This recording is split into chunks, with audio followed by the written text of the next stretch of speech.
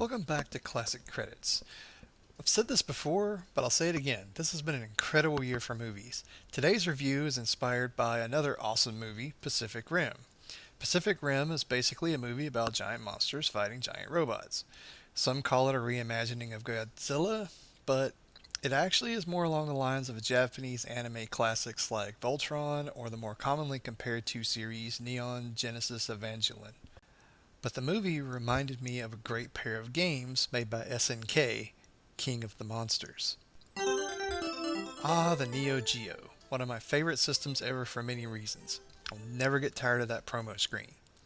The first King of the Monsters game was released by SNK for the Neo Geo in 1991. King of the Monsters was basically a monster-themed wrestling game. You could choose from 6 different creatures: Gion the Lizard, Wu the Ape, Poison Ghost, the Poison Ghost, Rocky the Golem, Beetlemania the Beetle, and Astro Guy. Each of these characters takes inspiration from classic monsters cinema.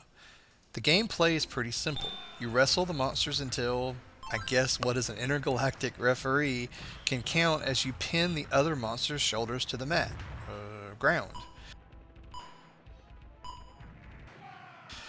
What made the game unique was nearly everything in the stage was destructible and vehicles could be picked up and used as weapons. The game contains the monstrous destruction of the Japanese islands in the towns of Tokyo, Kyoto, Kobe, Osaka, and Hiroshima. The game was actually not particularly well received when it was released. I have to agree, its premise is a bit silly, especially the pinning part. But the game was important because it led to the amazing King of the Monsters 2 in 1992. King of the Monsters 2 is a true classic. They figured out where they went wrong in the first game and they improved on it in every way. The biggest change is they changed it from a wrestling game to a side-scrolling brawler. They reduced the cast to 3 heroes from the first game, but all have been upgraded to face the new threat of an alien monster invasion. You now control Super Gion, Cyber Wu, and Atomic Guy. You must defend the Earth against 7 other monsters.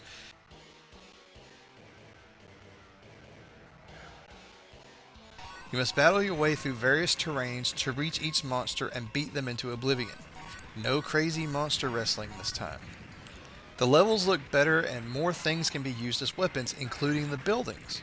There's also more of a variety to the levels as the action leaves Japan in the second installment. You go to America, France, a desert, seabed, volcano, and some other locations. Each playable monster has several levels of power-ups that they can attain that change your appearance and damage output. Your monsters have basic attacks, jump attacks, grapples, and chargeable special moves. It's a pretty standard brawler mechanic, but it just seems so much more when you're as tall as a skyscraper and then you can use said skyscraper as a weapon. It's hard to estimate how many of these games are out in the wild due to the way that Neo Geo arcade machines are set up. They were multicade systems, carrying up to 4 of any game in the Neo Geo library. There were quite a few of the Neo Geo MVS machines out there, so finding a machine and swappable cartridge to go in it isn't that difficult. You can also get an arcade perfect version of both games for the Neo Geo home console. More on that in a bit. One thing I would like to add here is that the Neo Geo was pretty impressive. The first Neo Geo VCS was released in 1990. Companies were still making games for it, and subsequently its home console little brother until 2004. The Neo Geo is the longest officially supported platform in gaming history.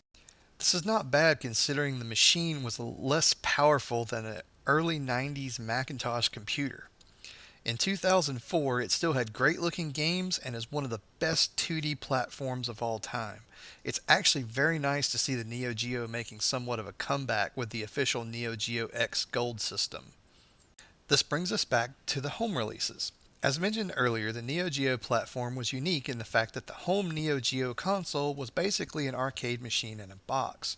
Both King of the Monsters games were released for the Neo Geo AES, which is the home console, but like all other games for that system were very expensive as they were basically the arcade hot swappable boards but inside of a cartridge. Both King of Monsters games were released for the Super NES and Genesis by Takara, who did most of the SNK's ports to other consoles. The games were very good ports, but the King of the Monsters lacks two characters, Wu and Poison Ghost. While the Super NES version of the King of Monsters 2 was more or less exactly like the arcade game, and is my preferred classic home version of that game, the Genesis version was substantially different. You could almost call it King of the Monsters 2 Tournament Fighter. All 10 monsters were playable and play in a fighter that plays very similar to the first King of the Monsters. Special moves are pulled off with standard fighting game motions. The fights are self-contained in a small little area, no scrolling level, no brawling, barriers, same thing. While being different than the arcade version, the Genesis version is still a good game, and it's worthwhile picking up for your collection if you're a fan of King of the Monsters. The first King of the Monsters is available on the Wii's Virtual Console.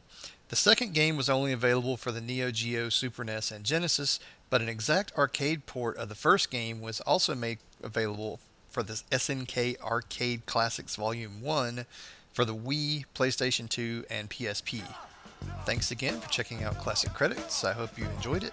Things are coming, good things. This show will be evolving a bit, and I hope to have some new themed shows up soon, and more. Make sure and check out Pacific Rim, check out the King of the Monsters series, check out the Neo Geo. It's worth it. See you next time, where I once again hope to show you a game that you may have forgotten or never even heard about.